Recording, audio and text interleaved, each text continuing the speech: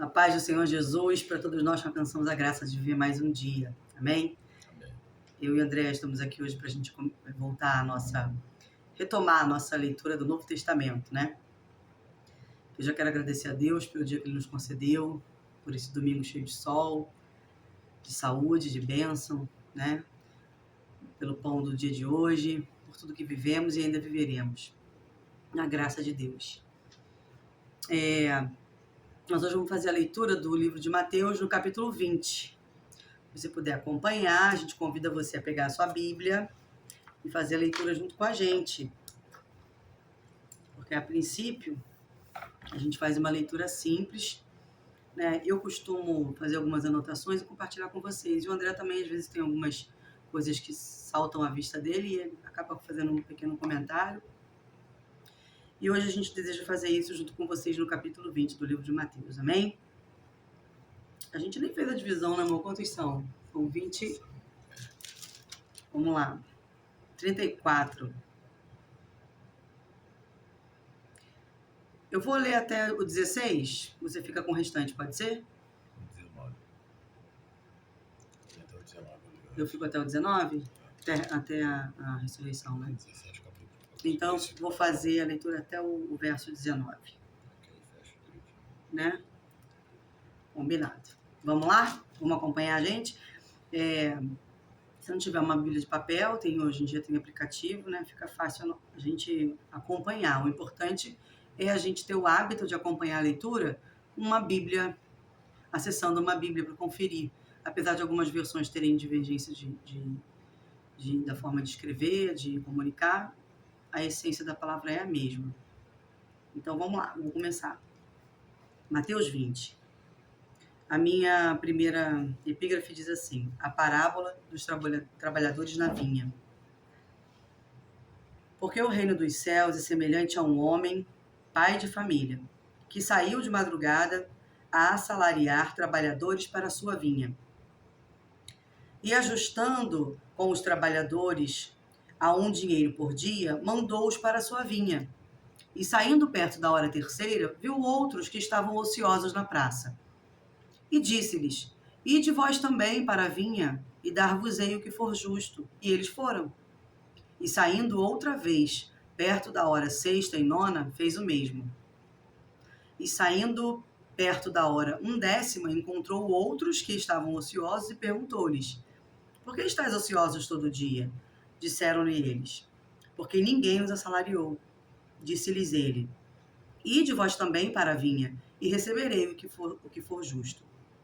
E aproximando-se a noite, disse o senhor da vinha ao seu mordomo: chama os trabalhadores e paga-lhes o salário, começando pelos derradeiros, pelos primeiros, né? Pelos últimos. Derradeiros são os últimos. Começando pelos últimos até os primeiros. E chegando os que tinham ido perto da hora 10ª, receberam dinheiro cada um. Vindo, porém, os primeiros, cuidaram que haviam de receber mais, mas do mesmo modo receberam dinheiro cada um. E recebendo-o, murmuravam contra o pai de família, dizendo: estes derradeiros trabalharam só 1 hora, e tu os igualastes conosco, que suportamos a fadiga e a calma do dia? Mas ele respondendo disse a um deles: amigo, não te faço agravo. Não ajustastes tu comigo dinheiro? Toma o que é teu e retira-te. Eu quero dar a este derradeiro tanto como a ti. Ou não me é lícito fazer o que quiser do que é meu? Ou é mal ao teu olho, porque eu sou bom?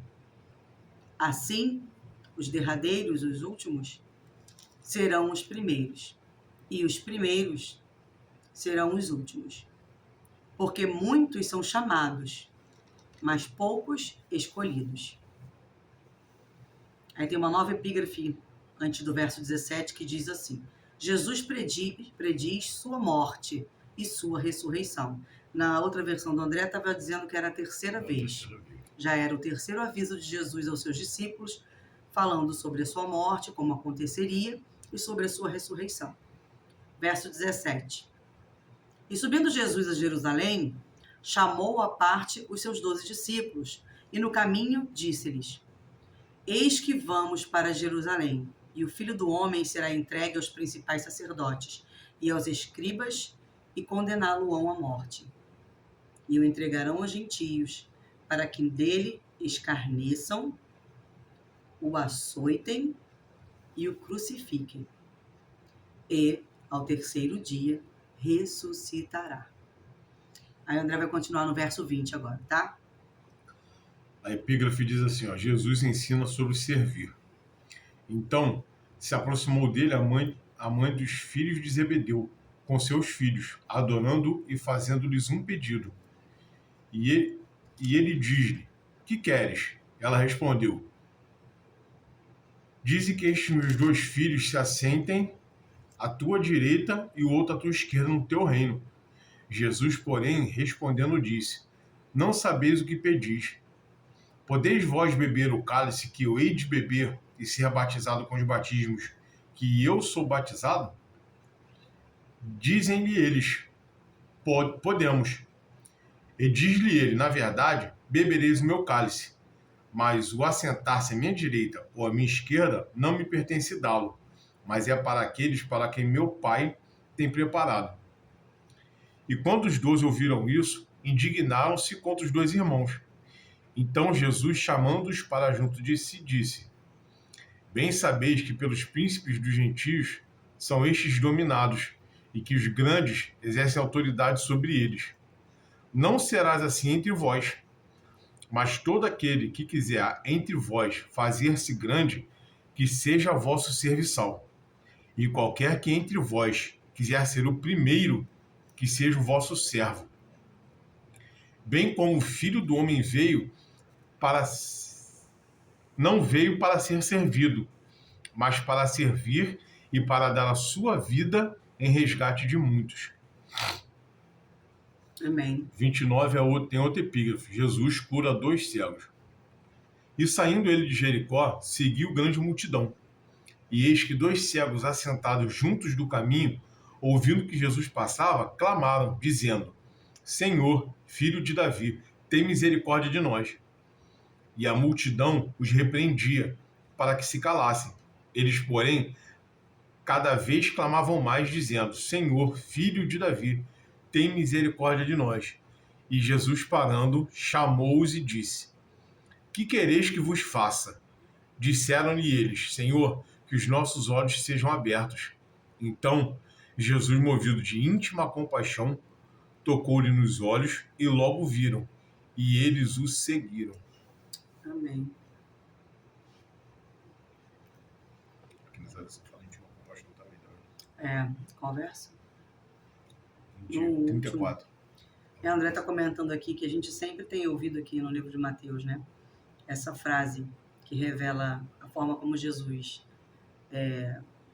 trata as pessoas que têm necessidade, né? No verso 37 diz assim, 34, perdão. Então Jesus, movido de íntima compaixão. Mais uma vez a gente ouve essa mesma frase. Jesus, movido de íntima compaixão, fez algo pelo próximo, né? Aqui no caso ele tocou-lhes nos olhos e logo seus olhos viram e eles o seguiram. Então os cegos foram curados. Sempre Jesus, movido por íntima compaixão. Vamos lá, eu fiz algumas anotações a respeito do capítulo 20 aqui para mim e eu vou compartilhar com vocês. Espero que possa ajudar alguém em algum momento. Se você quiser comentar alguma coisa, amor, só me interromper, tá? Acerca da primeira epígrafe, como é que está na sua tradução aí? A primeira epígrafe diz o quê? Jesus profere a parábola dos trabalhadores na vinha. Eu anotei assim. Essa parábola fala a respeito da salvação, né? A gente entende a respeito da salvação. Como funciona para Deus e como funciona para a gente, para muitos de nós. Para Deus somos iguais para a salvação. É claro que haverá galardão, mas o nosso coração deve ser motivado pelo amor a servir a Deus. Nós devemos ser motivados pelo amor que nós temos por Deus. E aí, então, servi-lo na vinha, né? Quanto mais tempo eu trabalho no reino de Deus, para o reino de Deus, maior é o meu privilégio. Então, aqueles que foram chamados primeiro, trabalharam o dia inteiro, né? Na verdade, não se fadigaram. Ou se fadigaram, vivendo aquele experimento de estar servindo ao reino de Deus como um grande privilégio. E deveriam se alegrar nisso, né? E quanto mais pessoas chegando para agregar nesse trabalho na vinha de Deus, no reino de Deus, mais o nosso coração também deve se alegrar. Então eu não posso me entristecer quando chegam novos trabalhadores, não é verdade? Eu devo me alegrar, porque aí são mais pessoas participando desse trabalho no reino de Deus. Ai, mas eu estou há tanto tempo, Thaís. Poxa, André, eu estou há um tempão fazendo esse serviço. A pessoa chegou agora, tem o mesmo direito que eu. Para Deus é assim que funciona. Entende como a nossa pequenez, né? A nossa mente é tão pequena e a gente é tão egoísta e outras coisas mais, né? Quando a gente devia se alegrar em dividir esse trabalho e em participar com outras pessoas, em viver esse serviço que Jesus tem nos ensinado desde a sua vinda aqui na Terra, como servir a Deus no seu reino, como um grande privilégio. Então, mas a pessoa aceitou Jesus, se arrependeu dos pecados e logo então morreu no leito de morte. Eu não, eu fiquei a vida inteira servindo a Jesus. Amém, você teve um grande privilégio, nem todos vão poder viver isso.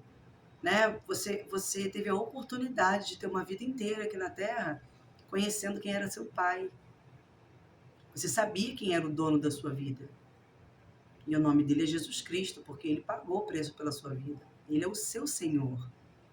E é por ele que você consegue a graça de estar trabalhando no reino do Pai.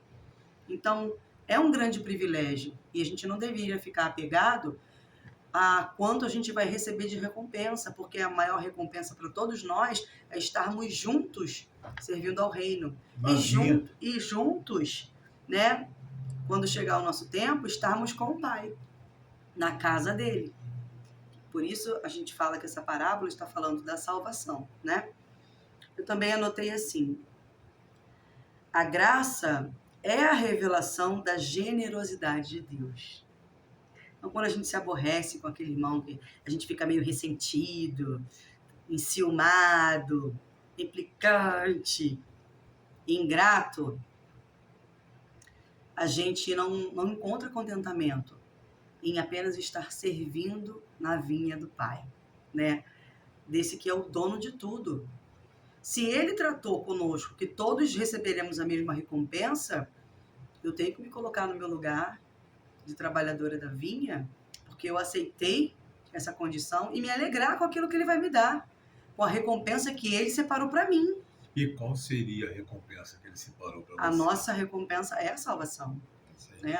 Essa recompensa, como ele fala ali, é como se fosse um dinheiro por um dia de trabalho. É igual para todo mundo. Igual a todos. O que vier a mais, além disso, é bônus, é lucro. Então, Jesus está... Se ele quiser dar, porque tudo é dele. Tudo é dele. Jesus está nos ensinando acerca do nosso coração, né? A forma como a gente... tem um ditado no mundo que fala assim, farinha pouca, meu pirão primeiro, né? E quem conhece Jesus não vive mais assim, não, gente. Não pode. Nosso entendimento tem que ser transformado. E é transformado pelo amor, é transformado, né, por você conhecer a vontade de Deus e por conhecer como Jesus amava as pessoas e praticava o bem. Aí a gente volta lá para o verso 30, quando a gente comentou daquela íntima compaixão. Quem ama o outro não vai se ressentir porque ele recebeu uma recompensa. E quem sabe se Jesus quisesse te dar uma recompensa maior do que a minha? Eu, se estou em Cristo e amo os meus irmãos, poderia me alegrar, porque alguém recebeu uma boa recompensa e até maior do que a minha. Então, Jesus está falando muito aqui do nosso coração, né? De quem nós somos e de como Deus é, de quem Deus é, como Ele pensa a respeito de nós, porque Ele deseja salvar a todos nós. Eu também anotei, sobre o verso 17 a 19, que fala sobre o terceiro aviso de Jesus, né? Pela terceira vez, Jesus estava ensinando, né, alertando Estava treinando os discípulos acerca do que ia acontecer, preparando os seus discípulos para aquele momento terrível que ia chegar. Porque primeiro seria um momento terrível, para depois, então, eles verem a glória de Deus revelada na ressurreição de Jesus. Mas teria um período terrível para ser vivido. E as palavras aqui são assim, ó. Eles vão me entregar para os gentios, para eles me escarnecerem, açoitarem e crucificarem. São palavras muito pesadas acerca de atos de crueldade. E nesse momento Jesus está falando sobre isso e eles continuaram sem entender. Porque logo em seguida, depois desse terceiro aviso sobre aquele período terrível, eles se voltaram a uma preocupação de recompensa novamente. Jesus estava falando sobre, na parábola da vinha, dos trabalhadores da vinha, a respeito da recompensa. E aí logo em seguida Jesus fala do martírio que ele vai viver ali, né, naquele período da crucificação, antes da ressurreição, e eles continuam preocupados aí acerca de recompensas e com qual lugar eles vão ocupar, qual título eles vão carregar, ainda sem enxergar a verdade, preocupados com si mesmos, né? Então, do verso 20 ao verso 28, a mãe de Tiago, é Tiago e... Ai, aqui não está dizendo na minha, mas fala na outra. Aqui não diz não, na outra diz. Na outra diz, naquela maior. Eu esqueci, gente, mas é Tiago e outro nome. Aqui fala assim, amor. Ó, verso 20, vai ler no 20 para mim. Nessa versão fala. Mãe dos filhos de Zebedeu. Só fala mãe dos filhos de Zebedeu, né? E aí ela pergunta para Jesus se os filhos... Na sua Bíblia tem? Se os filhos dela, que não sabemos afirmar, mas podemos desconfiar, né? Que eles podiam ter alguma proximidade com a família de Jesus, né? O que dava a ela, assim, uma certa intimidade de perguntar, talvez, né? E aí, Jesus, quando... fala para mim, cuida dos meus filhos, coloca eles pertinho do Senhor, coloca um à direita, um à esquerda. E ela pergunta isso logo depois do terceiro aviso que Jesus entrega para eles acerca da crucificação e da ressurreição. Então, a preocupação deles era muito grande com eles mesmos. A epígrafe que diz, né? Ah, sim, na epígrafe da outra versão do André diz a mãe de Tiago e João, o nome dos Os filhos de Zebedeu. Os filhos de Zebedeu, chama Tiago e João, tá? Só para a gente não ficar na dúvida. É que na minha a epígrafe não falou o nome deles. E aí eu anotei assim, esta é uma dificuldade que nós temos. Não entendemos e às vezes não aceitamos que o sofrimento nos alcance. Às vezes a gente finge até de surdo. Dá aquela famosa de João sem braço. Vou dar uma de João sem braço e fingir que eu não entendi. Jesus chamando a atenção para o tempo de sofrimento que era necessário ele viver antes da glorificação, da glória de Deus na ressurreição de Jesus, e eles preocupados, né, em onde eles estariam, que posição eles ocupariam, que cargo eles estariam no reino dos céus. E aí a gente lembrou sobre o exemplo aquela fala que a gente entende que é o capitão, né, moça? Falou, o capitão do navio é sempre o último a abandonar o barco, né? Em caso de acidente, como é que fala? O barco vira... Naufragar. Em caso de naufrágio. Em caso de naufrágio. Na verdade toda a equipe do barco é a última a sair, mas o último mesmo. O que se importa de deixar o último homem são e salvo é o capitão. Ele é o último a deixar de verdade. Então, e essa ilustração falou conosco, quando a gente estava lendo, a respeito disso. Né? Eu não posso esquecer que eu faço parte dessa equipe de Jesus. E que ele me ensina, como meu capitão, que ele é o último a abandonar o barco. E por que ele nos ensina isso? Porque ele nos ensina a nos importar com o outro. Lembra aquela cena do Titanic famosa, né, dos músicos que voltaram para tocar, enquanto as pessoas desembarcavam nos botes de salva-vidas, né? Se importar com o outro, às vezes, muitas vezes, vai fazer a gente passar por essas situações, né? De você ir contra a maré. Tá todo mundo fazendo uma coisa, mas porque você se resolveu que Jesus é o Senhor da sua vida e Ele te ensina a se importar com o outro, você às vezes vai parecer meio doido, vai remar contra a maré. Todo mundo achando que você está fazendo uma coisa que não deveria, quando na verdade Jesus está falando assim: é por aí, filho, é por aí, filha. Continue se importando, porque eu me movo através da íntima compaixão por vocês, mesmo vocês sendo quem vocês são. Naquela passagem do barco da tempestade, lembra que Jesus falou para os discípulos? Você atravessa para o outro lado. Isso é a ordem. Jesus deu a ordem aos discípulos para passar para o outro lado, já sabendo que haveria o vento. Ah, com certeza, ele é Deus, né? Só que aí quando deu o problema, quem é que estava lá? Quem chegou para resolver? É isso que a gente está falando dessa situação aí, do último do barco. Ele é o capitão e ele que nos ensina a nos importar com o outro e a cuidar da necessidade do outro antes da necessidade que a gente tem de sair correndo, meter o pé para não ser atingido, né, pelo naufrágio. Então, isso requer força e requer caráter. Isso a gente consegue aos pés de Jesus, tá? Sem ele fica bem difícil. Eu também anotei aqui, deixa eu ver. Sobre 17 e 19, quando a mãe de Tiago e João fala, né? Preocupada com o lugar que eles ocupariam, e os outros discípulos ficaram muito revoltados com isso. Então, todos cegos não atentaram para o que Jesus estava lhes revelando sobre sua morte, preocupavam-se apenas com o cargo e posição que ocupariam no reino. A gente pode ver isso nos dias de hoje, né? Quantos ainda estão competindo, até mesmo no serviço do reino, competindo, ao invés de entender que não existe competição. Todos somos colaboradores, coparticipantes, através de Jesus Cristo, nessa obra linda, que é uma obra de redenção, que é uma segunda chance.